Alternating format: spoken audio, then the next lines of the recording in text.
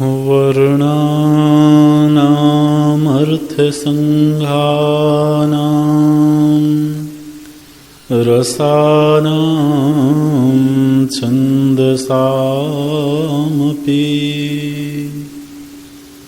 मङ्गलानां च कर्तारो वन्दे वाणी विनायको भवानी शङ्करो वन्दे श्रद्धा विश्वासरूपिणो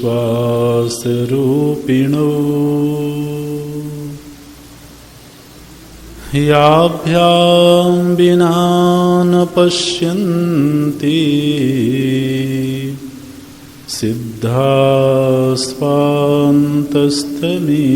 सिद्धास्वान्तस्तमीश्वरम्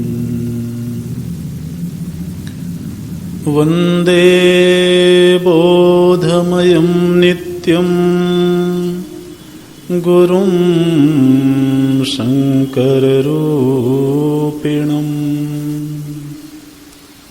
यमाश्रितो हि वक्रोऽपि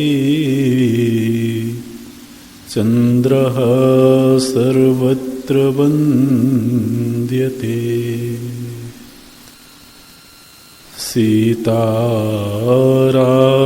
सीतारामगुणग्राम पुण्यारण्यविहारिणो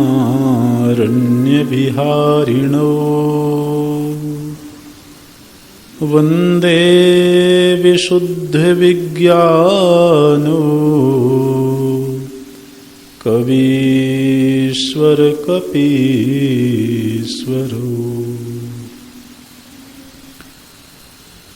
उद्भवस्थितिसंहारकारिणीं क्लेशहारिणीं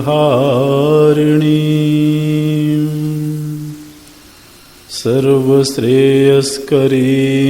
सीतां नतोऽहं रामवल्लभा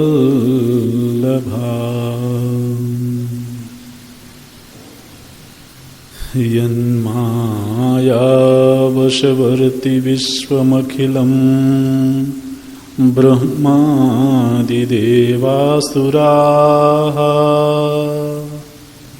यत्सत्त्वादमृषैव भाति सकलं रज्जौ यथा हेर्भ्रमः यत्पादप्लवमेकमेव हि भवाम्भोधे स्थितिर्षावताम्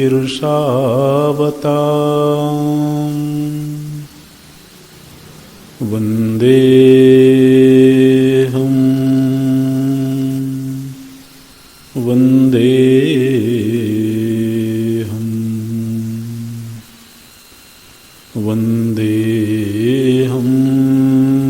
तमशेषकारणपरम्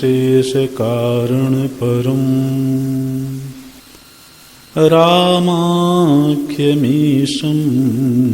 हरिम्।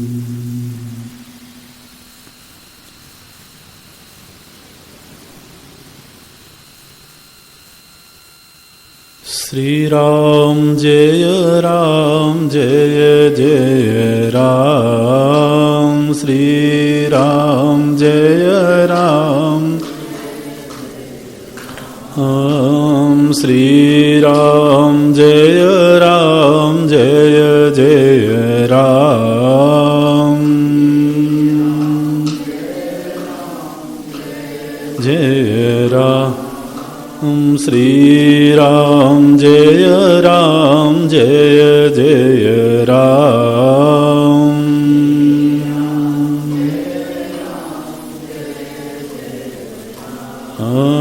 श्री राम जय जय राम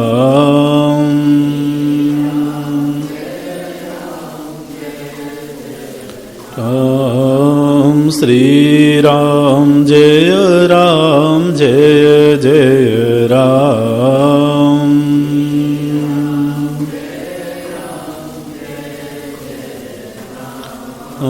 श्री राम जय जय राम श्री जय राम श्री राम जय जय राम श्री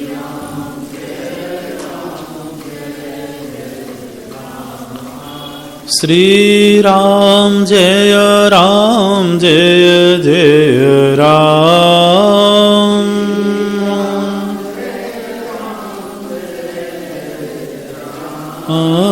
श्री राम जय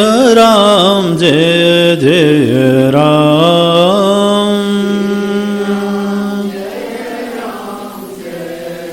जय राम श्री राम जय जय राम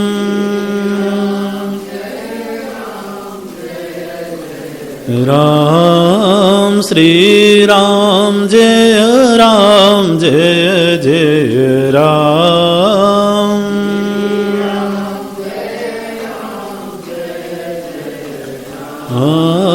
श्री राम जय जय राम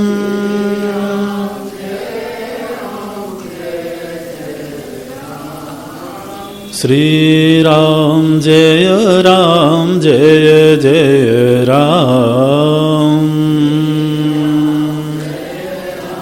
जय राम श्री राम जय जय राम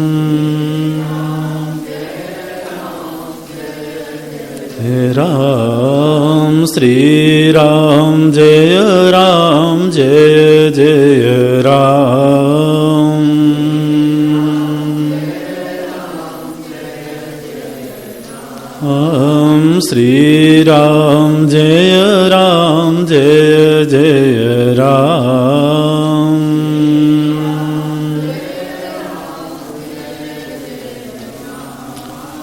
श्री राम जय जय राम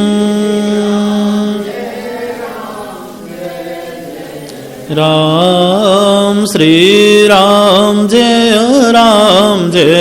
जय राम जय राम श्री राम जय जय राम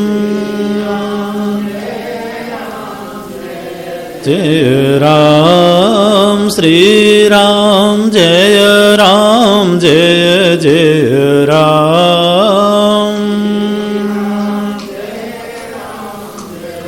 जय राम श्री राम जय जय राम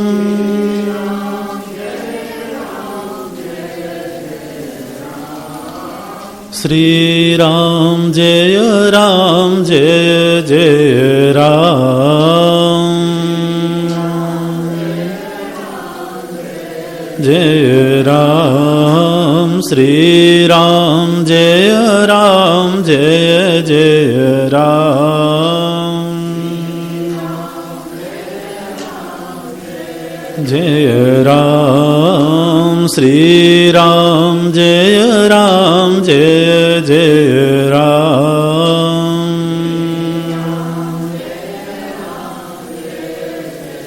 राम जय जय राम। राम जय सिया राम। राम जय राजा राम। राम जय जय राम। राम जय जय राम।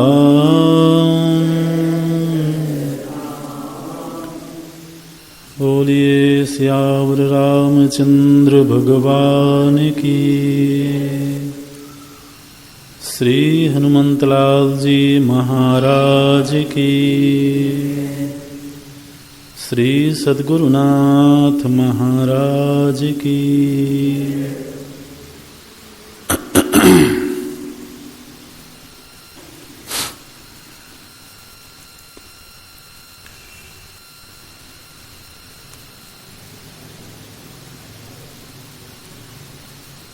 अयोध्या में भगवान राजा के रूप में विराजमान हो चुके हैं। राम राज्य की स्थापना हो गई है और प्रभु श्री राम जी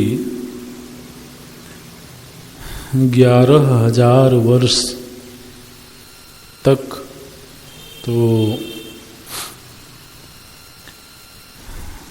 श्री राम के रूप में लीला करते रहे हैं। 11,000 वर्ष तो कम से कम राम राज्य था ही। माने प्रभु जी के लीला संवरण करने से पूर्व तक तो निश्चित रूप से राम राज्य रहा ही होगा और कोई भी व्यवस्था एकदम से समाप्त नहीं होती है। तो इसलिए एक दीर्घ काल राम राज्य के रूप में व्यतीत हुआ। भगवान राजा के रूप में राजकार्य करते थे, लेकिन कुछ समय वो अपने व्यक्तिगत दिनचर्या में भी व्यतीत करते थे। तो कभी कभी शिकार के लिए, कभी वन विहार के लिए भी जाते थे। तो इसी तरह से एक दिन भगवान अपने भाइयों के सहित श्री हनुमंतलाल जी के साथ में वन विहार के लिए गए हुए थे। उपवन में गए हुए थे और वहाँ तो सनकादि ऋषि आते हैं, भगवान का दर्शन करते हैं और भगवान उन ऋषियों की स्तुति करते हैं और ऋषि भगवान की स्तुति करते हैं। वस्तुतः जब कोई भक्त भगवान का अनन्य हो जाता है तो फिर भक्त और भगवान में कोई अंतर नहीं रह जाता। तस्मिन् तज्जने भेदा भावा। ईश्वर और ईश्वर के भक्त जो पूरी निष्ठा के साथ परमात्मा से एक रूप हो गए, फिर वो स्वयं परमात्मा स्वरूप ही हो जाते हैं। तो इसलिए सनकादि ऋषि भगवत स्वरूप हैं और श्री राम राम ब्रह्म परमार्थ रूपा। तो इसलिए भगवान भक्त से प्रेम करते हैं और भक्त भगवान से प्रेम करते हैं, आदर करते हैं। तो यहाँ पर ऋषियों ने तो भगवान का स्तवन किया, स्तुति की और भगवान से विदा लेकर के तो अपने धाम को चले गए। सनकादि ऋषि मुख्य रूप से ब्रह्मलोक में निवास करते हैं, जहाँ पर ब्रह्मा जी का निवास है। और उसके बाद में भगवान बैठे हुए थे तो श्री हनुमंतलाल जी ने भगवान से कहा कि भरत जी कुछ पूछना चाहते हैं। नाथ भरत कछु पूछन चाहि। हे भगवान, भरत जी कुछ पूछना चाहते हैं, लेकिन उनको पूछने में संकोच हो रहा है। प्रश्न करत मन सकुचत अहि। प्रश्न करने में उनको संकोच हो रहा है। तो राम जी ने कहा कि भरत जी को संकोच करने की कोई आवश्यकता तो नहीं है। भरत जी तो मुझसे भिन्न है ही नहीं, इसलिए अपने आप से क्यों संकोच करना। बोलते हैं, तुम जानहु कपि मोर स्वभाव, भरत ही मोहि कछु अंतर काऊ। क्या मुझ में और भरत जी में कोई अंतर है? व्यक्ति कोई बात पूछने में संकोच वहाँ करता है जहाँ एक दूरी होती है, एक भावनात्मक दूरी होती है। तो इसलिए भरत जी को तो संकोच नहीं करना चाहिए। अच्छा, भरत जी फिर बोलने लगे और भरत जी ने कहा कि भगवान, मैं प्रश्न तो करना चाहता हूँ, लेकिन मेरे मन में कोई संदेह नहीं है। नाथ न मोहि संदेह कछु, सपने हो शोक न मोह। देखिए, बहुत बड़ी बात है कोई अगर ये बात कहे कि मेरे भीतर ना तो कोई संदेह है, ना किसी प्रकार का शोक है, ना मोह है। आप समझते हैं ऐसा कौन कह सकता है जो स्वयं परमात्मा स्वरूप हो गया हो? क्योंकि शोक मोह से अगर कोई मुक्त है तो वो स्वयं परमात्मा ही है। तो भरत जी अपने मुख से बोलते हैं कि मेरे भीतर किसी प्रकार का शोक मोह नहीं है। लेकिन साथ ही भरत जी विनम्र हैं ना, भगवान के भक्त हैं, तो ये बोल देते हैं कि मेरे भीतर यह जो शोक मोह नहीं है तो ये मेरे पुरुषार्थ से नहीं हुआ है, केवल कृपा तुम्हारी। आपके अनुग्रह से, आपकी कृपा से मेरे भीतर किसी प्रकार का शोक मोह संदेह नहीं है। लेकिन फिर भी मैं कुछ पूछना चाहता हूँ। तो करो कृपा निधि एक ढिठाई, मैं सेवक तुम जन सुखदाई। आप तो अपने जनों से प्रेम करते ही हैं और मैं एक ढिठाई करना चाहता हूँ, कुछ पूछना चाहता हूँ। क्या पूछना चाहते हैं? बोले, संतन कई महिमार गुराई, बहुविधि वेद पुराण न गाई। संतों की महिमा वेदों में, पुराणों में बहुत तरीके से गाई गई है। और आपने भी कई बार संतों से प्रेम का जिक्र किया है। तो मैं संतों के लक्षण सुनना चाहता हूँ। संत की पहचान क्या है? और निश्चित रूप से आप जब बताएंगे तो उसमें आप ये भी बता दें कृपा करके कि असंत कौन है। इसलिए संतन के संत असंत भेद बिलगाई, प्रणत पालमय कहु बुझाई। हे भगवान, आप मुझे कृपा करके संत और असंत के बीच का जो भेद है वो कृपा करके समझा करके हमें बताइए। अच्छा जी, राम जी बोलते हैं, संतन के लक्षण सुनु भ्राता, अगणित श्रुति पुराण विख्याता। हे भ्राता, आप संतों के लक्षण सुने और हम कोई नई बात नहीं बताएंगे, पहले से ही संतों के लक्षण श्रुतियों में, पुराणों में, स्मृति ग्रंथों में बताए गए हैं, तो हम वही आपको बताएंगे। आप सावधान होकर के सुनिए। और यहाँ पर बहुत ही सुंदर तरीके से गोस्वामी तुलसीदास जी ने प्रभु श्री राम जी के मुखारविंद से संतों के चरित्र का वर्णन किया, संतों के स्वभाव का वर्णन किया। और इस तरह के अनेक प्रसंग आते हैं। एक प्रसंग तो हमको यहाँ उत्तरकांड में देखने को मिलता है, जहाँ पर कि भरत जी के निमित्त से भगवान स्वयं अपने श्रीमुख से संतों के स्वभाव का वर्णन करते हैं। इसी तरह का एक प्रसंग आता है अरण्य कांड में। अरण्य कांड में देवर्षि नारद जी के निमित्त से, देवर्षि नारद जी ने बिल्कुल ऐसा ही प्रश्न किया था, तो वहां पर भी प्रभु जी ने संत स्वभाव का वर्णन किया था।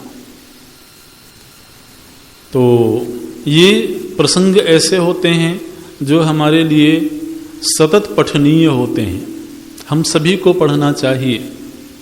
संतत्व जो है वह प्रत्येक मनुष्य के अधिकार क्षेत्र में है। प्रत्येक मनुष्य को संत बनने का अधिकार है। संत शब्द जो है वह किसी एक विशेष वर्ण अथवा किसी विशेष आश्रम से संबंधित नहीं है। ऐसा नहीं है कि अगर कोई गृहस्थाश्रमी है तो वह संत नहीं हो सकता है, या कोई ब्रह्मचारी है तो वह संत नहीं हो सकता है, ऐसा नहीं। अथवा कोई वैश्य है, शूद्र है, तो वह संत नहीं हो सकता है। संत के जो स्वभाव शास्त्रों में वर्णित हैं, अगर उस तरह का स्वभाव किसी के भीतर है तो वह संत है। तो यहां पर बहुत सुंदर ढंग से राम जी ने अपने मुखारविंद से इस प्रसंग का वर्णन किया है। सबसे पहले एक दृष्टांत के माध्यम से भगवान बताते हैं, बोलते हैं, संत असंत नि कई असी करनी, जिम कुठार चंदन आचरणी। बोलते हैं, देखो जी, संत और असंत के बीच आपने भेद पूछा था, हम एक दृष्टांत के माध्यम से आपको बताते हैं, आपको बहुत कुछ उसमें समझ में आ जाएगा। अच्छा, क्या दृष्टांत है? बोले कि ये जो चंदन की लकड़ी होती है, मलयागिरी चंदन बोलते हैं, तो यह जो मलयागिरी चंदन है उसकी लकड़ी को काटा जाता है, लकड़ी को तो काटा ही जाता है, तो उसको कुल्हाड़ी से अथवा फरसे से काटा जाता है चंदन को। तो बस इसी को दृष्टांत बना दिया गया। कैसे है? बोले जो फरसा है जिससे उस लकड़ी को काटते हैं, वो फरसा है असंत। केवल दृष्टांत के लिए इस बात को समझना। और वो चंदन जो है, चंदन की लकड़ी, वो है संत। वहां क्या होता है? बोले जब कुल्हाड़ी से लकड़ी को काटा जाता है तो कुल्हाड़ी क्या कर रही है? उसको काट रही है, उसको चोट पहुंचा रही है ना। और आप उस कुल्हाड़ी को काटने के बाद अगर अपने नासिका के समीप ले जाएं तो उस कुल्हाड़ी में चंदन की सुगंध आ जाती है ना। वो कुल्हाड़ी जो है सुगंधित हो जाती है। तो कुल्हाड़ी ने जिस चंदन को काटा, उस चंदन ने कुल्हाड़ी को अपनी सुगंधी दे दी।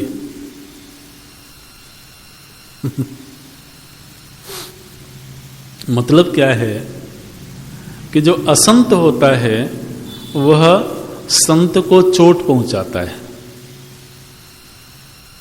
ना, संत को तकलीफ देता है, अपमानित करता है, और बदले में संत उससे बदला नहीं लेता है, बल्कि उसको कुछ ज्ञान दे देता है, कोई शुभ समझाइश दे देता है। तो संत जो है वह चंदन की तरह से, उसको काटने पर भी, उसको तकलीफ देने पर भी वह प्रतिशोध नहीं लेता है, अपितु वह कोशिश करता है कि इस तकलीफ देने वाले का भी भला हो जाए, इसका भी कल्याण हो जाए। देखिए क्या सुंदर बोलते हैं, संत असंतन ही कई असी करनी, जिम कुठार चंदन आचरणी। जिस तरह से कुठार और चंदन का आचरण होता है, वैसे ही संत और असंत का आचरण होता है। कैसा होता है? बोले काटई परसु मलय सुनु भाई। हे भाई सुनो, ये जो कुल्हाड़ी है ये मलयागिरी के चंदन को क्या करती है? बोले काटई। तो कुल्हाड़ी तो काटने का काम कर रही है, माने तकलीफ देने का काम कर रही है, चोट पहुंचा रही है। और चंदन ने क्या किया? निज गुण देई सुगंध बसाई। और चंदन ने उसको भी अपनी सुगंधी दे दिया। तो वो जो लोह था जिसमें कोई सुगंधी नहीं थी, वह भी सुगंधित हो गया। ऐसे होता है। और इसका आगे परिणाम भी होता है। क्या परिणाम होता है? चूंकि चंदन जो है वह सबको सुगंधी देता है, शीतलता देता है। चंदन को, संतों को चंदन से तुलना की गई। तो चंदन एक तो सुगंधित होता है, दूसरों को सुगंधी दे देता है। दूसरे चंदन में शीतलता होती है, दूसरों को शीतल प्रदान करता है। इसीलिए यह जो चंदन है यह देवताओं के माथे पर चढ़ता है। देवताओं के माथे पर चढ़ता है मतलब देवताओं से भी ऊंचा हो गया। ठीक है। और ये कुल्हाड़ी जो है इसकी क्या गति होती है? बोले कुल्हाड़ी चलते चलते जब उसकी धार खत्म हो जाती है तो उसको लुहार के यहां ले जा करके और अग्नि में डाल करके उसको पिटवाया जाता है। देखिए क्या लिखते हैं, ताते सुरसीसन चढ़त जगवल्लभ श्रीखंड, अनल दाहि पीटत घनहि परसुबदन यह दंड। ताते सुरसीसन चढ़त, चूंकि चंदन का ऐसा स्वभाव है दूसरों को सुगंधि देना, दूसरों को शीतलता प्रदान करना, इसलिए वह सुरसीसन चढ़त, देवताओं के सिर पर चढ़ता है। जगवल्लभ श्रीखंड, श्रीखंड माने चंदन। और उस कुल्हाड़ी फरसे की क्या गति होती है? ले अनल दाहि पीटत घनहि, अनल में दाह करके अग्नि में उसको तपा करके जला करके और उसको पीटा जाता है। परसु बदन यह दंड, तो ये एक तरह से उस फरसे का दंड है। तो एक दृष्टांत के माध्यम से गोस्वामी जी ने क्या बताया कि संत वह है जो तकलीफ देने वाले व्यक्ति के प्रति भी बुरे भाव नहीं रखता है ना। और असंत का स्वभाव ये है कि जिसने उसका बुरा नहीं किया होता है उसके प्रति भी वह हिंसक होता है, जिससे कोई लेना देना ही नहीं है, उसके प्रति भी रोष वृत्ति है, उसके प्रति भी द्वेष वृत्ति है। तो ये असंत का स्वभाव है। और ये हम देखते हैं समाज में, ये रूप दिखाई देते हैं। अच्छा, फिर संत कैसे होते हैं? बोले विषय अलंपट शील गुना कर, पर दुख दुख सुख सुख देखे पर सम अभूत रिपु विमद विरागी लोभामरस हर्ष भय त्यागी कोमल चित दीनन परदाया मन बच क्रम मम भगति अमाया सबहि मान प्रद आपु अमानी भरत प्राण सम मम ते प्राणी विगत काम मम नाम परायण शांति विरति विनति मुदितायन शीतलता सरलता मयत्री द्विज पद प्रीति धर्म जनयत्री ये सब लक्षण बसहि जासुर जानहु तात संत संतत फुर समुदम नियम नीति नहीं डोलहि परोष वचन कबहु नहीं बोलहि निंदा स्तुति उभय सम ममता मम पद कंज ते सज्जन मम प्राण प्रिय गुण मंदिर सुख पुंज। बहुत सुंदर वर्णन किया गया है। हम समझते हैं कि अगर किसी को रामायण पढ़ने का शौक हो, रामचरितमानस पढ़ने का अभ्यास हो, रुचि हो, तो निरंतर तो वैसे पाठ करना ही चाहिए। लेकिन कुछ कुछ ऐसे प्रसंग हैं जिन प्रसंगों का बार बार पाठ होना चाहिए, है ना। अगर हम नियमित रूप से पाठ नहीं भी करते हैं पूरे ग्रंथ का, तो ग्रंथ में कुछ कुछ ऐसे प्रसंग हैं जिनका पाठ अवश्य करना चाहिए और फिर उसके अर्थ का अनुसंधान करने की कोशिश करनी चाहिए। उन प्रसंगों में से एक प्रसंग ये है, संत स्वभाव कैसा है। बोले विषय अलंपट,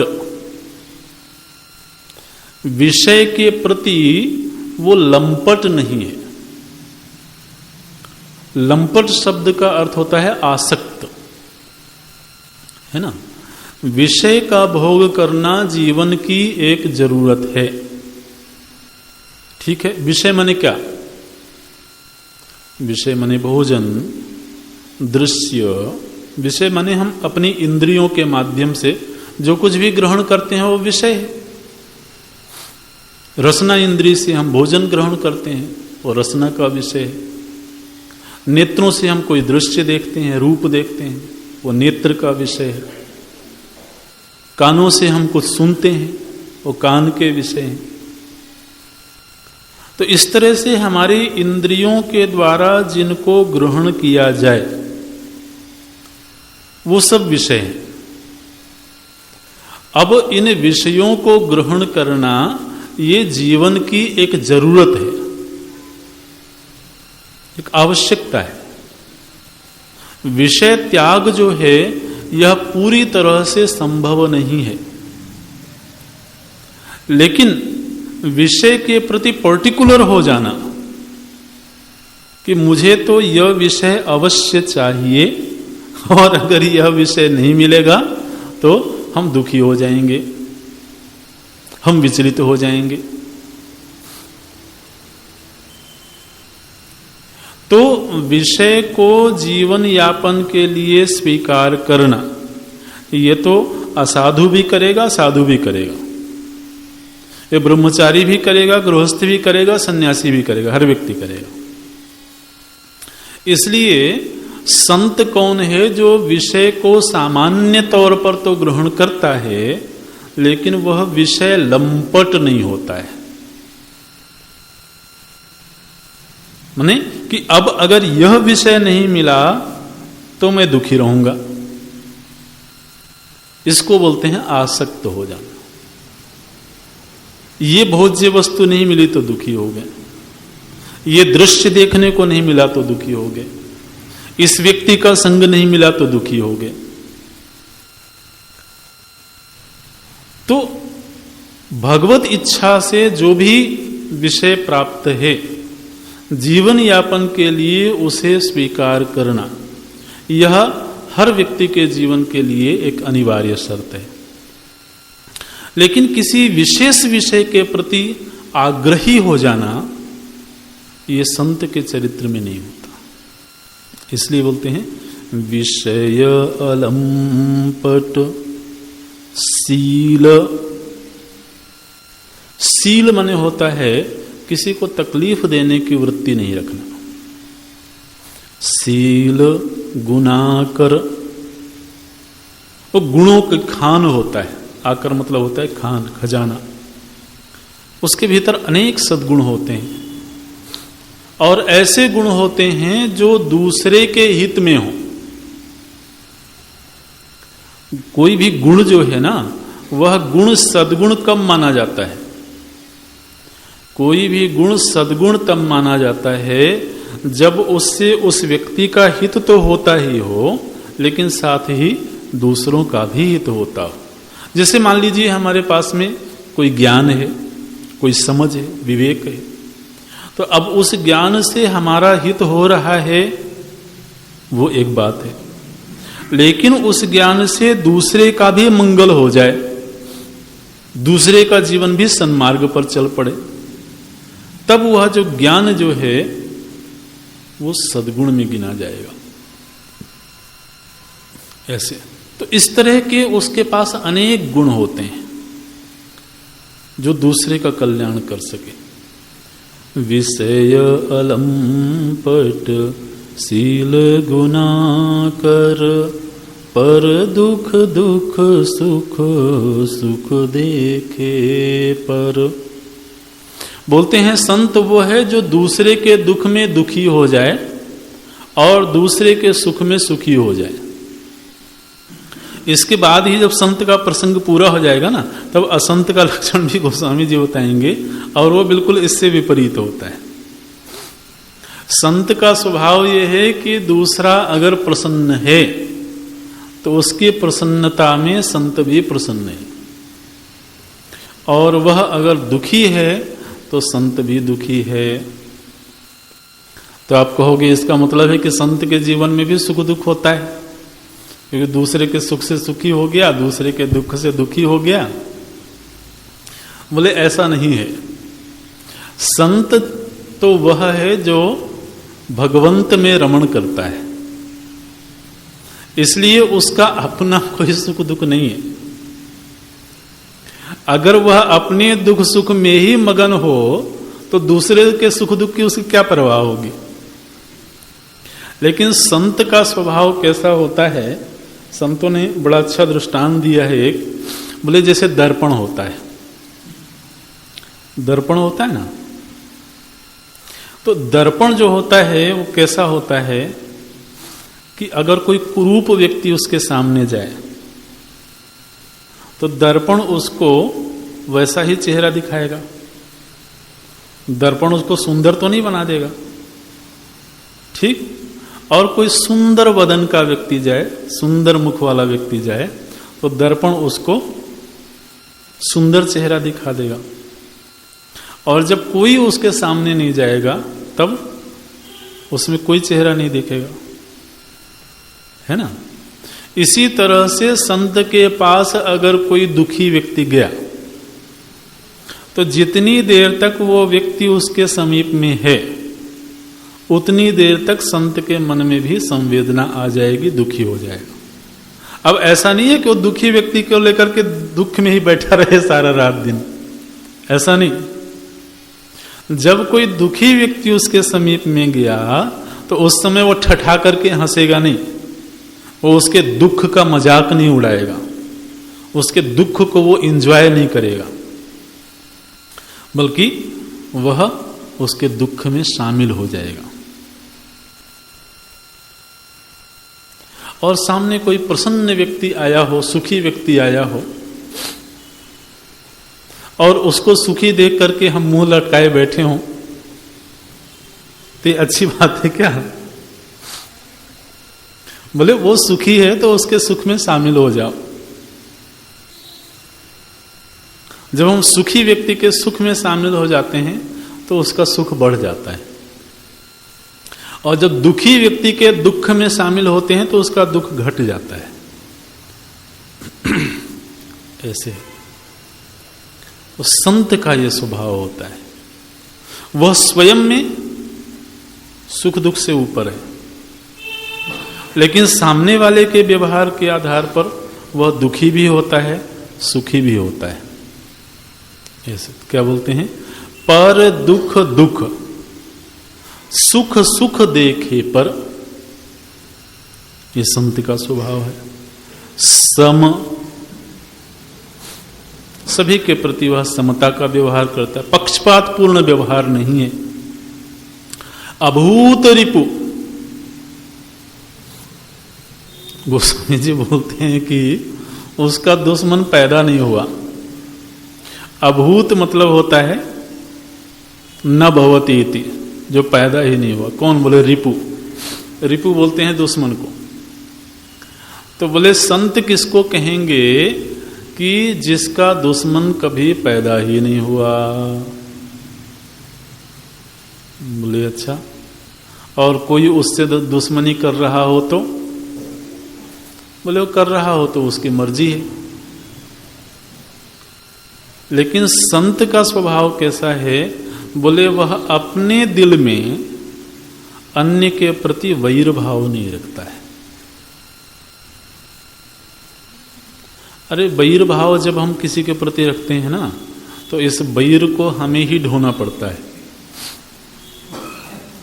यह जो दुश्मनी की वृत्ति है ना, दुश्मनी की वृत्ति हमारे भीतर अगर है तो वह दुश्मन को तकलीफ नहीं देती है। अरे कोई दुश्मन है ही तो कुछ ऐसा करो ना जिससे उससे तकलीफ मिले, अगर तकलीफ देना ही है। अपने आप को क्यों तकलीफ दे रहे हो? तो जब हमारे भीतर वैर वृत्ति होती है, दुश्मनी की वृत्ति होती है, तो उससे सामने वाले को तो कुछ लेना देना है नहीं। लेकिन हमारा जो दिल है वह दुखी होता रहता है। इसलिए ये बहुत मुश्किल का काम है। तो बोलते हैं अभूत रिपु, उसके दुश्मन का जन्म नहीं हुआ। दुश्मन का जन्म नहीं हुआ। देखिए, हम किसी को दुश्मन कब मानते हैं? हम किसी को दुश्मन तब मानते हैं जब वह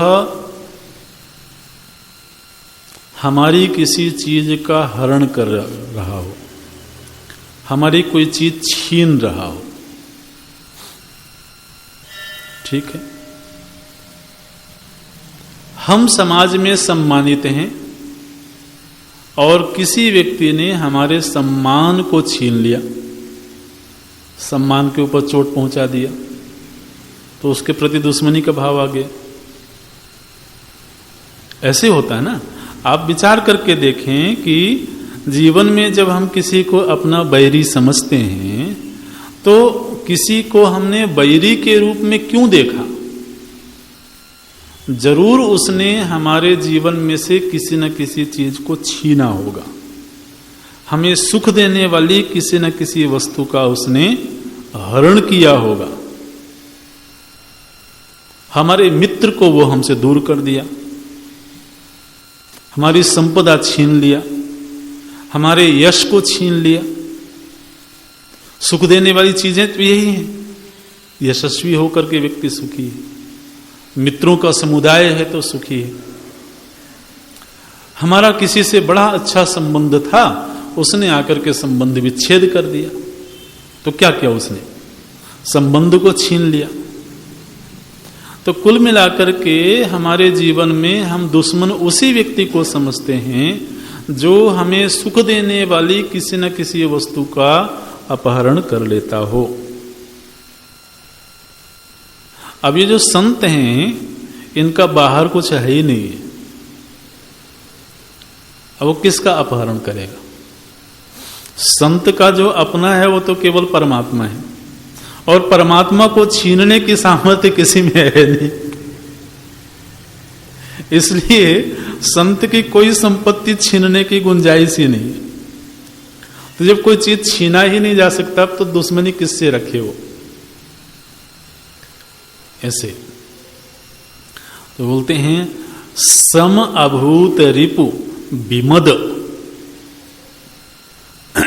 देखिए, संत जब कोई बनता है ना, तो वह समाज में प्रशंसनीय हो जाता है, आदरणीय हो जाता है।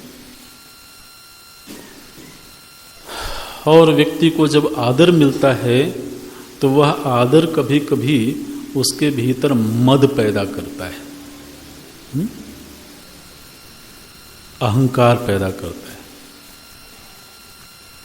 कोई व्यक्ति संत स्वभाव का होगा, चाहे वह किसी भी वेश में हो, गृहस्थाश्रम में ही क्यों न हो, अगर उसके भीतर संतत्व का स्वभाव है, तो आप ये पक्का मान के चलिए कि वह लोगों के लिए आदर का पात्र हो जाएगा, लोग उसका सम्मान करने लगेंगे। क्योंकि संत स्वभाव असंत को भी अच्छा लगता है। असंत चाहे भले स्वयं संत न बन पावे, लेकिन असंत को भी संत स्वभाव ही अच्छा लगता है। अच्छा, ये बताइए कि जिसको झूठ से प्रेम हो, जो बहुत झूठ बोलता हो, क्या वह सत्य से प्रेम नहीं करता? एक आदमी है जो दुनिया में जाता है, लोगों के साथ व्यवहार करता है, बिल्कुल झूठ का व्यवहार करता है, और जब वो घर लौट करके आता है तो उसके बच्चे हैं, उसकी पत्नी है, क्या वो चाहता है कि मेरे बच्चे पत्नी मुझसे झूठ बोले? नहीं चाहता ना। इसका मतलब वो झूठ बोलने वाला व्यक्ति भी अपने प्रति सत्य का व्यवहार चाहता है। इसका मतलब सत्य से प्रेम हर व्यक्ति करता है। ठीक इसी तरह से जो असंत है, जो दुष्ट प्रकृति का व्यक्ति है, वह भी संतत्व का आदर करता है। तो हम निवेदन ये कर रहे थे कि अगर कोई संत स्वभाव का है, तो समाज में उसके प्रति सम्मान बढ़ जाएगा, आदर बढ़ जाएगा। और सम्मान जब बढ़ता है तो उसमें एक संभावना रहती है कि उस मान का मद बढ़ जाए।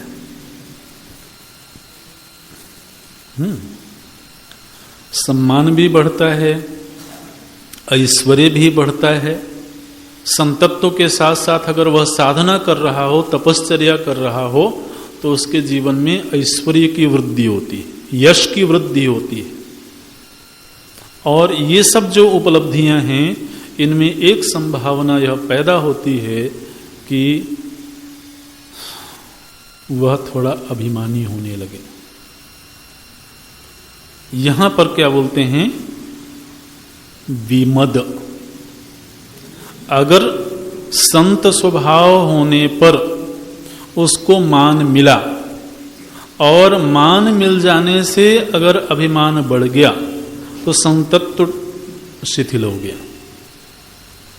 इसलिए संतत्व की मांग यह है कि जैसे जैसे उसका आदर हो, सम्मान हो, वह उतना ही विनम्र होता जाए। इसलिए क्या बोलते हैं? विमद। विमद मतलब विगत मद, जिसके चित्त में कोई मद पैदा नहीं होता है। प्रभुता पाई काहि मद नाही, गोस्वामी जी लिखते हैं। प्रभुत्व मिल जाने पर किसको मद नहीं होता है। लेकिन संत वो है जिसको बड़ी से बड़ी उपलब्धियां हो जाएं। हम संतों के चरित्र में सुनते हैं, देखते हैं, पढ़ते हैं। तो उड़िया बाबा जी एक बहुत बड़े संत हुए, कई लोगों ने नाम सुना होगा।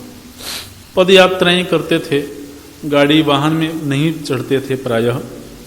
तो उनके जीवनी में, उनके जीवन चरित्र में ऐसे प्रसंग पढ़ने को मिले कि जहाँ पर वो यात्रा के दौरान यात्रा करते करते किसी तो नगर में गए, किसी राज्य की राजधानी में गए, और चूंकि सिद्ध संत थे तो सर्वत्र उनकी महिमा व्याप्त थी। तो किसी राजधानी में गए और राजा को खबर लगी कि बाबा पधारे हैं। तो वो जो राजा है वहाँ का, वो बिल्कुल राजसी ठाठ बाट से उनका स्वागत करता है, जैसे कोई सम्राट आए हों। इस तरह से उनका स्वागत करता है, आदर करता है, उनको महल के श्रेष्ठ भवन में ठहराता है और उनको भोग अर्पित करता है, जो भी सेवा है वो अर्पित करता है। बाबा कुछ दिन वहां रहते हैं, लेकिन स्थायी रूप से तो रहना उनके स्वभाव में था नहीं। तो कुछ दिन वहां रहे और वहां से फिर जब चले पैदल ही चलते हैं, उनको रथ या और कोई सवारी चाहिए नहीं। तो पैदल चले और नगर से निकले और एक दिन 2 दिन बाद वो किसी ऐसे जगह पर गए जहां पर बिल्कुल एक झोपड़ी थी। रात गुजारना है, कोई नगर मिले, गांव मिले, ऐसा जरूरी नहीं है। बिल्कुल एक साधारण सी झोपड़ी है और कोई गरीब व्यक्ति रहता है, और जो भी रूखा सूखा है उसके यहाँ पर वो उनको भोजन देता है, आवास देता है। तो बाबा वहां भी कुछ दिन गुजारते हैं। वो चरित्र लिखने वाले जो हैं उन्होंने लिखा कि जब बाबा राजसी ठाट बाट के साथ थे तब उनके चित्त में बहुत ज्यादा प्रसन्नता है, ऐसा नहीं था। और जब वो झोपड़ी में रात गुजारी, उन्होंने कुछ दिन वहां गुजारा, तो वहां उनका मन दुखी है, ऐसा भी नहीं था। दोनों जगह सम स्थिति। तो जब प्रशंसा मिली, जब आदर मिला, तो उनके चित्त में मद नहीं आया। इस संदर्भ में हम चर्चा कर रहे थे, क्योंकि ये बड़ी संभावना रहती है, बड़े बड़े लोगों को तो मदहोश कर देने की सामर्थ्य बाह्य उपलब्धियों में है। लेकिन ऐसा होने पर भी संत वो है जो मद में, क्योंकि जब मद में व्यक्ति पड़ जाता है तो वह बेहोश होने लगता है, फिर वो अपनी मर्यादा खोने लगता है। इसलिए संत विमद, सम अभूत रिपु विमद विरागी, वैराग्य रूपी संपदा से संपन्न होते हैं। लोभ अमरस हरस भय त्यागी। लोभ अमरस, अमरस मतलब दूसरे के प्रसन्नता को देख के दुखी हो जाना, ईर्ष्या करना। हर्ष, अपनी उपलब्धि से हर्षित हो जाना। भय, ये सब उनके जीवन में नहीं होते हैं। कोमल चित दीनन परदाया, उनका चित्त बड़ा मुलायम होता है। उनका जो हृदय है वो बड़ा कोमल होता है। किसी भी दीन व्यक्ति को देखते हैं, तकलीफ में पड़े हुए व्यक्ति को देखते हैं तो उनको दया आ जाती है। कोमल चित दीनन परदाया, मन बच क्रम मम भगति अमाया। मन, वाणी और कर्म से भगवान के प्रति भक्ति करते हैं और निष्कपट भक्ति करते हैं। क्या बोलते हैं? मन बच क्रम मम भगति अमाया। अमाया, माया बोलते हैं कपट को। तो भगवान से वो बहुत प्रेम करते हैं और भगवत प्रेम में किसी प्रकार का कपट नहीं है। भक्ति में कपट क्या है?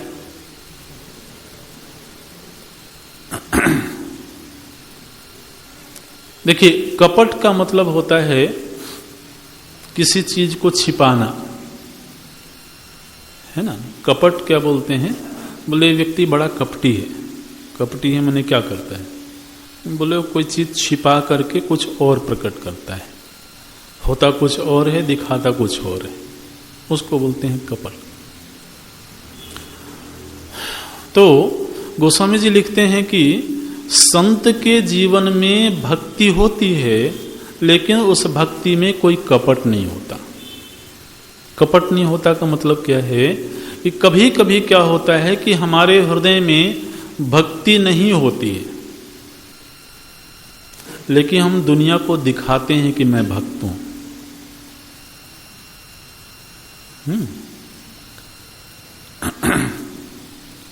तो भीतर हमारे भक्ति नहीं है, भगवत प्रेम नहीं है, लेकिन भीतर जो चीज नहीं है कई बार हम उसको भी दुनिया को दिखा करके और इनकैश करते हैं। लोग कहें कि देखो कितने बड़े भगत हैं, कितनी भक्ति करते हैं।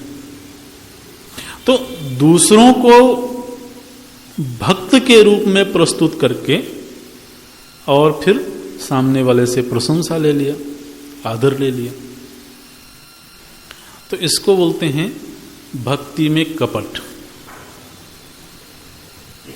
भक्ति जो है वह निष्कपट है। उसका मतलब है कि भीतर प्रेम की धारा बह रही है, बाहर दिखना या नहीं दिखना वो जरूरी नहीं। प्रेम बाहर की चीज नहीं है, वो तो भीतर की चीज है। तो बाहर कोई भक्त माने या न माने वो उसकी अपनी बात है, लेकिन भक्ति को दिखाएं ऐसी आवश्यकता नहीं पड़नी चाहिए।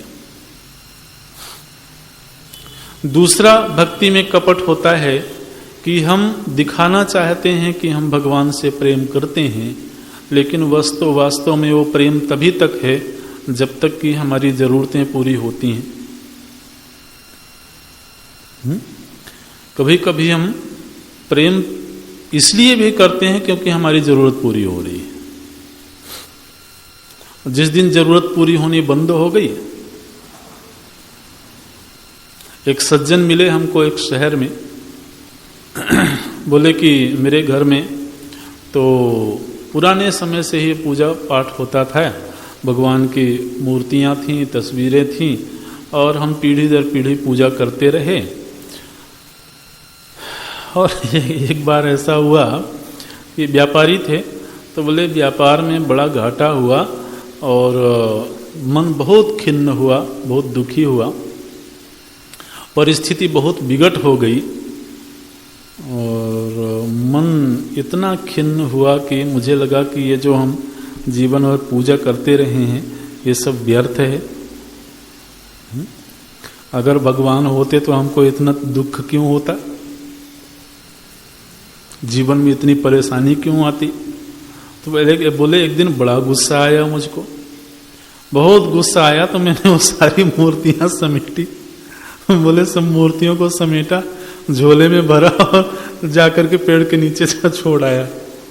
बोले ऐसे भगवान से क्या लेना देना जो हमारी तकलीफ भी ना दूर कर सके, ऐसा बताया उन्होंने।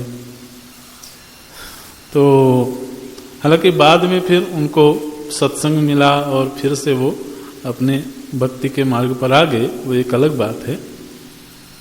लेकिन हम निवेदन ये कर रहे थे कि कभी कभी हम भक्ति इसलिए भी करते हैं, भगवान की कृपा से सब ठीक है जी, अच्छा, और जिस दिन सब ठीक नहीं है उस दिन क्या हुआ, बोले शायद भगवान अब हमारे ऊपर कृपा नहीं कर रहे हैं। तो इसलिए यह जो कृपा है यह केवल बाह्य जरूरतों की पूर्ति के लिए है। ये जो भक्ति है बाहर जरूरतें पूरी होती रहें तो हम भक्त हैं, जरूरतें पूरी होनी बंद हो गई तो भक्ति चली गई। ये भक्ति का कपट है। नहीं जी, ये ठीक नहीं है। इसलिए संत कौन है, बोले मन वच क्रम, मन से भी वाणी से भी कर्म से भी भगति अमाया निष्कपट प्रेम करता है। सब ही मान प्रद आपु अमानी, भरत प्राण सम ममते प्राणी। बहुत सुंदर बात बोलते हैं। बोले सब ही मान प्रद, ऐसा स्वभाव है उनका कि वो हर व्यक्ति को आदर देते हैं, सबको मान देने का। कोई सामने वाला सम्मान के योग्य नहीं है, उसके प्रति भी मान का भाव रखते हैं, उसके प्रति भी आदर का भाव रखते हैं। और हम सामने वाले को इसलिए मान दे रहे हैं क्योंकि बदले में भी हमें मान मिलेगा, ये वृत्ति नहीं रखते हो। सब ही मान प्रद, और आप बोले आप अमानी। उनका कोई मान करे तो भी ठीक है, नहीं करे तो भी ठीक है। और इसके विषय में भगवान क्या बोलते हैं? बोले भरत ये व्यक्ति मुझे प्राणों के जैसा प्रिय है, ऐसा भगवान बोलते हैं। मन बच क्रम भरत प्राण सम ममते प्राणी, विगत काम मम नाम परायण। उसके भीतर कोई बाह्य वस्तुओं की कामना बहुत ज्यादा नहीं है। विगत काम, और उनके पास कोई काम नहीं है क्या? बोले चलो भाई वहां सत्संग हो रहा है, आप कभी कभी किसी को बोलते होंगे, बोले वहां सत्संग हो रहा है चलो सुनने के लिए। बोले क्या बताएं, काम बहुत है।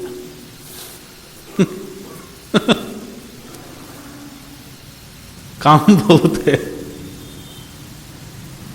कितना काम? बोले बहुत काम है।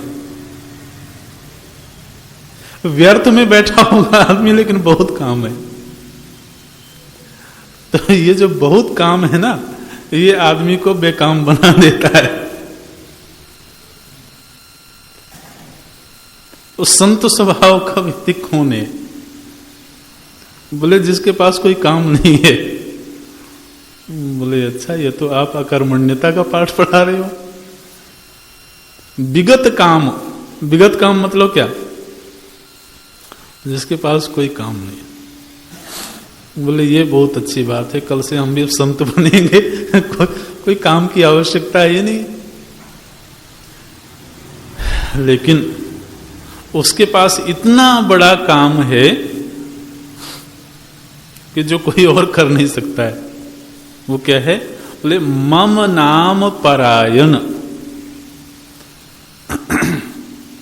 भगवान नाम का निरंतर उसके जीवन में जप चलता है। तो ये अपने आप में बहुत बड़ा काम है।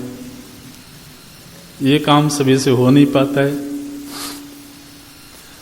वृद्ध हो जाने पर ना बच्चे कई बार बोलते रहते हैं, बोले अब कहाँ झंझट में पड़े हुए हो, अब तो कम से कम माला लेके जप किया करो।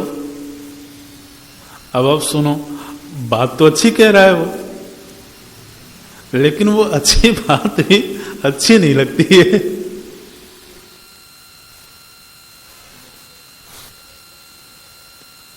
बड़ी विचित्र हालात हैं। और काम कुछ होता नहीं है, व्यर्थ में व्यस्त रहते हैं। तो जहां व्यस्त होना चाहिए, जहां मन को लगाना चाहिए, वहां लगता नहीं। और कैसे लगेगा? अगर जीवन भर हमने नहीं लगाया तो अब जीवन के अंतिम सोपान में कैसे लगेगा? ऐसे तो नहीं होगा। कोई भी शुभ कार्य होता है उसका अभ्यास करना पड़ता है। ये मत समझें कि नाम जप करना कोई बहुत सरल कार्य है। बोले साधु बन जाने में तो बड़ा मजा है जी। क्या है? बोले कुछ काम धाम करना नहीं। अच्छा, आपको पता है जब व्यक्ति काम धाम कर रहा होता है ना, तो उसके पास बहुत तरह के अधिकार होते हैं, तो उन अधिकारों का अपना एक सुख होता है कि नहीं। और जब कोई काम धाम नहीं कर रहा होता है तो उसके पास वो अधिकार भी नहीं होते हैं। इसलिए अगर कोई कहे कि साधु बन जाने में बड़ा सुख है, वो सुख निश्चित रूप से है, लेकिन वो सुख अलग तरह का है। वो सुख आध्यात्मिक साधना का है। वो सुख अकर्मण्यता का नहीं कि उसके पास कोई काम नहीं है, उसके पास कोई जिम्मेदारी, वो नहीं। अकर्मण्यता एक अलग तरह की चीज है। और आत्मानंद में मग्न होना एक अलग तरह की चीज है। अकर्मण्यता जब है वह प्रमाद का परिणाम है, तमोगुण का परिणाम है। ठीक है, तो अगर कोई कर्म से भाग करके साधु बनना चाहे तो वह तो आप समझिए कि अकर्मण्यता है। नारी मुई गृह संपत्ति नासी मूड मुड़ाए भय सन्यासी, गोस्वामी जी ऐसे लिखते हैं। तो वो तो अलग तरह की स्थिति है। भगवान नाम परायण होना ये बहुत बड़ा काम है, अपने आप में आसान नहीं है। तो बोलते हैं विगत काम मम नाम परायण शांति विरति विनति मुदितायन। शांत स्वभाव है उनका, शांति प्रिय है उनको, विरति बाहर की वस्तुओं से विरति है, विनम्र हैं, मुदितायन उनके पास सहज प्रसन्नता रहती है। साधु के पास हम जाते हैं इसलिए ताकि वहां जब बैठ करके हमको थोड़ा शांति की अनुभूति होवे, थोड़ा आनंद की अनुभूति होवे। अब भला बताओ साधु होकर के भी कोई दुखी रहे तब तो आदमी जाएगा कैसे उसके पास में। मुदितायन, मुदितायन मतलब मुदित रहता है, मुदित का घर है, एक तरह से आनंद का घर है। बोलते हैं शांति विरति विनति मुदितायन, शीतलता सरलता मैत्री। शीतल स्वभाव है, सरल स्वभाव है, कोई भी जाता है उसके प्रति मैत्री भाव से व्यवहार करते हैं। द्विज पद प्रीति धर्म जनयत्री, विद्वानों के प्रति ब्राह्मणों के प्रति आदर का भाव होता है, धर्म की शिक्षा देते हैं। ये सब लक्षण बसहि जासु उर जानी हो तात संत संततपुर। हे तात, ये सब लक्षण जिसके भीतर हों आप समझना कि वो संत है। बाहर से चाहे वो कैसा भी दिखता हो, वो अलग चीज है। सम दम नियम नीति नहीं डोलहि, चाहे कितनी भी परिस्थिति विकट हो जाए वो अपने नियम से पीछे नहीं हटता, अपनी मर्यादा से पीछे नहीं हटता है। परुष वचन कबहू नहीं बोले। परुष वचन का अर्थ होता है कठोर वचन। कोई उसका अपमान भी कर रहा हो उसके प्रति भी वह कठोर वचन नहीं बोलता है। साधु होने का मतलब ये नहीं होता है कि जब देखो तब गालियां देते रहो। परुष वचन कबहू नहीं बोले, दूसरे के दिल को दुखाने वाली वाणी वो नहीं बोलते हैं। ऐसे निंदा अस्तुति उभय सम ममता मम पद कंज। बोले सामने या पीठ पीछे कोई निंदा कर रहा हो अथवा सामने कोई स्तुति कर रहा हो, प्रशंसा कर रहा हो, उन दोनों ही तरह के व्यक्ति के प्रति वह समभाव रखता है। ममता मम पद कंज, उसके भीतर बहुत गहरी ममता होती है, लेकिन वो ममता होती है भगवान के चरण कमलों में। ममता मम पद कंज ते सज्जन मम प्राण प्रिय गुण मंदिर सुखपुंज। आप देखो कितनी बड़ी बात भगवान बोलते हैं। कोई और बोलता तो एक बात थी, भगवान स्वयं बोलते हैं ऐसे जो लोग हैं वो मुझे प्राणों की तरह प्रिय होते हैं, मैं उनसे प्राण की तरह से प्रेम करता हूं। तो ये तो संतों का स्वभाव बताया प्रभु जी ने। आगे बोलते हैं सुनहु असंतन केर सुभाऊ भूले संगति करिय न काऊ। कोई पूछे कि प्रभु जी आप क्यों असंतों के विषय में चर्चा करते हैं, हमको क्या लेना देना, कोई असंत होगा तो होगा, हमको उसकी चर्चा से भी कोई मतलब नहीं है। तो गोस्वामी जी कहते हैं मैं असंत का स्वभाव इसलिए बता रहा हूं ताकि परीक्षण करके अगर कोई असंत प्रकृति का व्यक्ति हो तो उसका संग नहीं करना। गलती से भी अगर संग हो गया हो तो जितना जल्दी हो जाए वहां से भाग जाना। दुष्ट संग जनि दे विधाता दुस्संग सर्वथैव त्याज्य। शास्त्रों में कहा गया कि जो दुष्ट संग है इसको हर कीमत पर त्याग देना चाहिए। इसलिए पता होना चाहिए कि दुष्ट स्वभाव है क्या, असंत स्वभाव है क्या। उसको एंजॉय करने के लिए नहीं बल्कि इस जानकारी के लिए, ताकि हम जीवन में सावधान रहें, क्योंकि संग का जीवन में बहुत गहरा प्रभाव होता है। तो बोलते हैं भूले हो संगति करिय न काऊ, भूल करके भी ऐसे व्यक्ति का संग नहीं करना। अच्छा क्यों? तो एक दृष्टांत देते हैं। जैसे एक कपिला गाय होती है, कपिला गाय होती है और एक हरहाई गाय होती है। देहाती तो बोली है कपिला गाय मतलब शांत स्वभाव की एक गाय होती है। अगर गोपालक ने उसको समझा दिया कि उसके खेत में मत जाना तो नहीं जाएगी, उधर नहीं जाना है तो नहीं जाएगी। और एक गाय ऐसी होती है जो बड़ी चपल होती है। अबे तो जिन्होंने गाय पाली होगी उनको ये बातें पता होंगी, सभी को नहीं पता होंगी, गांव में जो लोग रहे होंगे। तो एक गाय ऐसी होती है जो देखती रहती है कि गोपालक किधर है। पक्की बात बता रहे हैं आपको। आप कहोगे वो आदमी की तरह चालाक होती है, आदमी से भी ज्यादा चालाक होती है वो।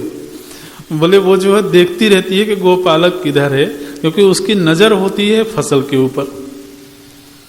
कहीं पर फसल में ज्यादा हरियाली होती है ना, तो देखती है कि अगर गोपालक कहीं किनारे जाकर के बैठ गया या कहीं पेड़ के नीचे सो गया तो बिल्कुल वो मौका तलाश करके जाती है और वो ऐसी जगह से खेत में प्रवेश करेगी जहां से वो दिखे ना सामने वाले को।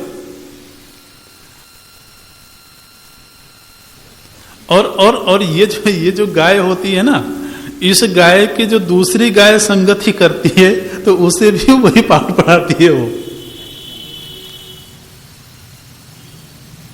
उसको बोलते हैं हरहाई गाय, देहाती भाषा में ऐसे बोलते हैं।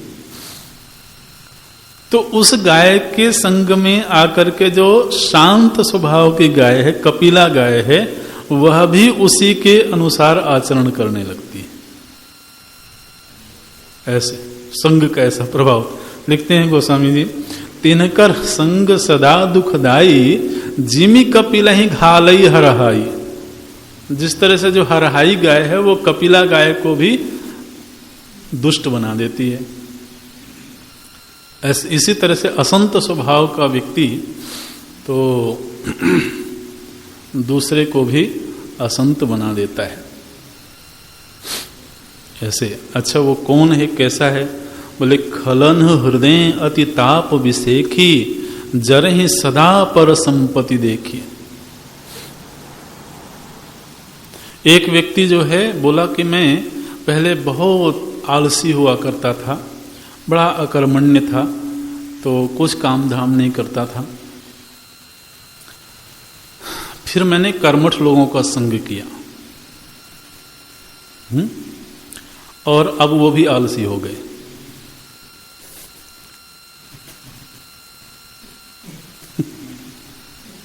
तो ये जो संग का प्रभाव ये दोनों तरफ पड़ता है, लेकिन दुष्ट संग का प्रभाव जल्दी पड़ता है, सत्संग का प्रभाव उतना जल्दी नहीं पड़ता है।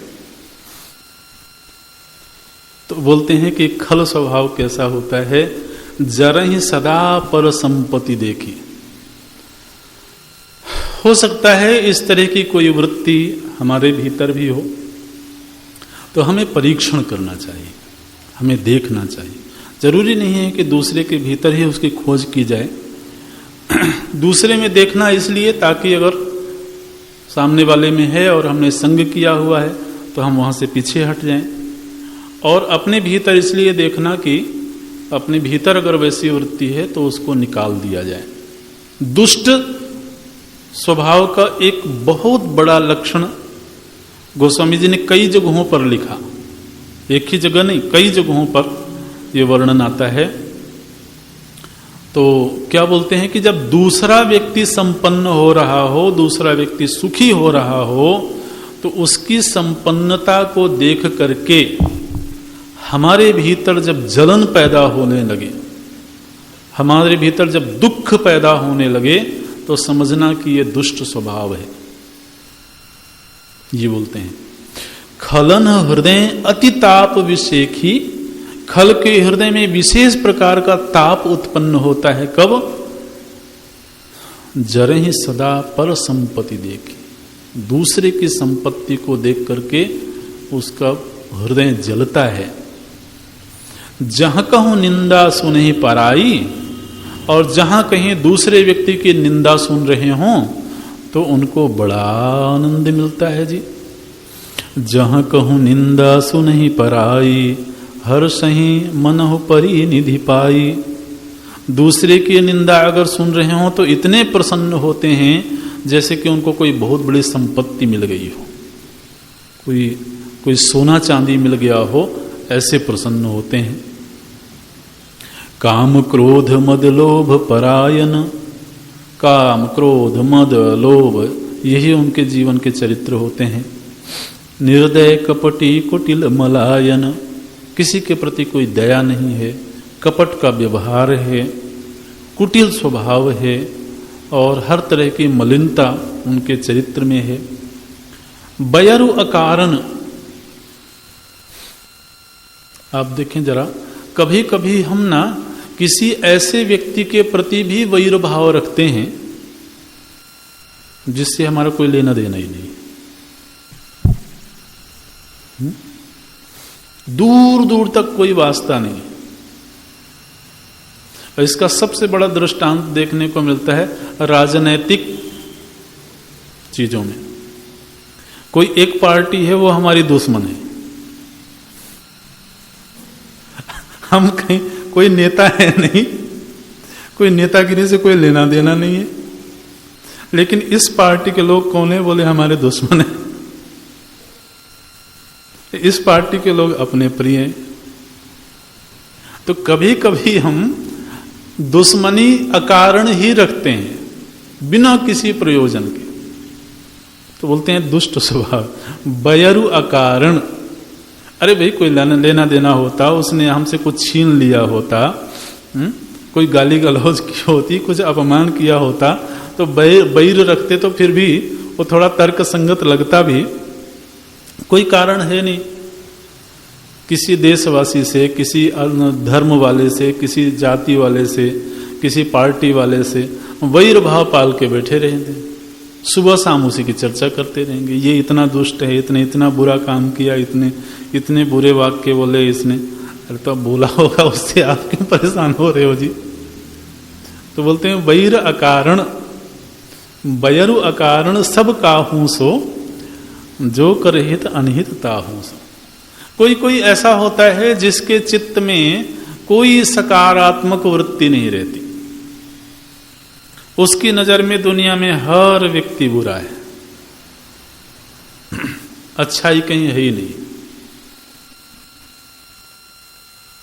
ऐसे तो जब सारी दुनिया ही हमको बुरी नजर आती है तो फिर हम तो प्रसन्न हो ही नहीं सकते हैं, क्योंकि हमारे प्रसन्नता के तो कोई हेतु रहे नहीं। इसलिए बिना कारण के ही वो हर किसी के प्रति शिकायत के भाव से भरा रहता है। और इतना ही नहीं, बल्कि अगर कोई उसका हित करने आवे ना, तो हित करने आवे तो उसमें भी वो देखेगा कि ये इसमें क्या स्वार्थ होगा, ये क्यों मेरा हित करने आ रहा है। जरूर इसके मन में कहीं कोई बात होगी, कोई कपट होगी, कुछ चाह रहा होगा मुझसे, इसलिए ये हमारे लिए ये काम कर रहा है। अरे कोई निष्काम भाव से भी तो कोई काम कर सकता है ना। लेकिन क्या बोलते हैं, जो कर हित, जो हित कर रहा हो, अनहितता हो सो, उसके प्रति भी वह अनहित की वृत्ति रखता है। ऐसे झूठे लेना, झूठे देना, झूठे भोजन, झूठ चबेना, बोल ही मधुर वचन जिमि मोरा। कभी कभी ये जो खल स्वभाव के लोग होते हैं, ये सामने से बड़ी मधुर वाणी बोलते हैं। मयूर पक्षी होता है ना, मोर जो होता है वह देखने में बड़ा खूबसूरत लगता है। जब बोलता है तब भी उसकी वाणी में माधुर्य होता है, लेकिन वो उसका भोजन क्या है पता है?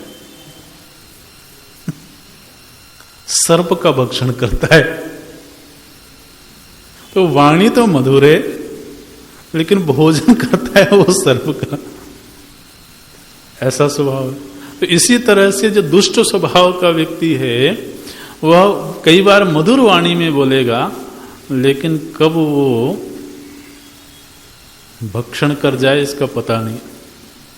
बोलते हैं, बोल ही मधुर वचन जिमि मोरा, खाई महा अहि हृदय कठोरा। ऐसा हृदय कठोर, पर दोही पर दार रत, पर धन पर अपवाद, ते नर पांवर पाप में देह धरे मनुजात।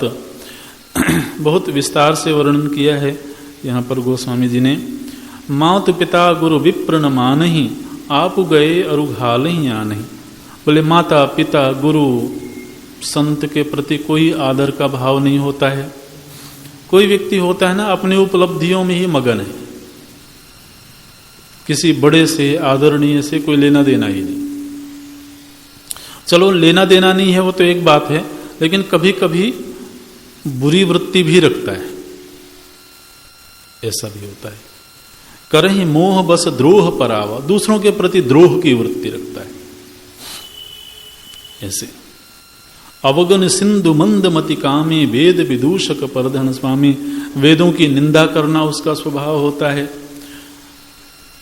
विप्र द्रोह पर द्रोह विशेखा, दंभ कपट जिय धरे सुवेशा। तो दंभ कपट इन सब का चरित्र होता है। ऐसे अधम मनुज खल कृत जुग त्रेता नाही। गोस्वामी जी लिखते हैं, इस तरह के जो अधम स्वभाव के लोग हैं, ये सतयुग और त्रेता में तो नहीं होते हैं, माने कम होते होंगे तुलनात्मक दृष्टि से देखें तो, और द्वापर में थोड़े ज्यादा हो जाते हैं और कलयुग में बहुत ज्यादा हो जाते हैं। द्वापर कछुक वृंद बहु, होई हैं कल जुग माही। परहित सरिस धर्म नहीं भाई, पर पीड़ा सम नहीं अधमाई। मुख्य बात यह है, संत असंत की चर्चा करके अंत में हम ये कहना चाहते हैं, कि संत स्वभाव वह है जो दूसरे के दुख में, दूसरे के हित में वह सतत सेवारत हो, और दूसरे की को पीड़ा देना यह असंत का स्वभाव है। ये एक मूल चरित्र है, ऐसा देखना चाहिए। और फिर अंत में इस प्रसंग का समापन करते हुए भगवान बोलते हैं, देखिए जी, आप इस विचार में सतत मत पड़े रहना कि खोज करते रहो कि ये असंत है, ये दुष्ट है, ये इस तरह का है। सबसे अच्छी बात तो यह है कि गुण और दोष पर विचार ही न होवे। लेकिन अगर विचार होता भी है तो वह केवल सावधानी के लिए। सुनो तात माया कृत, गुण और दोष अनेक, गुण यह उभय न देखिए ही, देखिए सो अविवेक। सबसे बड़ा सद्गुण तो यही है कि वह कहीं गुण दोष का अनुसंधान ही न करे, और वह अपने कर्तव्य में, अपने धर्म में संलग्न रहे। इस तरह से यहाँ पर प्रभु श्री राम जी ने तो संत और असंत का स्वभाव बताया भरत जी के निमित्त से। और भरत जी ने सिर्फ पूछा इसलिए था ताकि जब भगवान बताएंगे तो भविष्य में गोस्वामी जी लिखेंगे, है ना। अगर प्रभु जी ने बताया ही नहीं होता तो गोस्वामी जी क्या लिखते। तो उस समय पर प्रभु जी उपदेश करेंगे, फिर गोस्वामी जी लिखेंगे और हम लोग उस पर चर्चा करेंगे। इसलिए भरत जी ने ये पूछा था, इसलिए नहीं कि भरत जी को कोई प्रश्न था, वो भरत जी ने पहले ही बोल दिया था। तो इस तरह से ये उपवन की जो यात्रा थी, उपवन का प्रसंग था, वो यहाँ पर पूरा हुआ। और इसके साथ ही आज की कक्षा भी पूरी करते हैं। ओम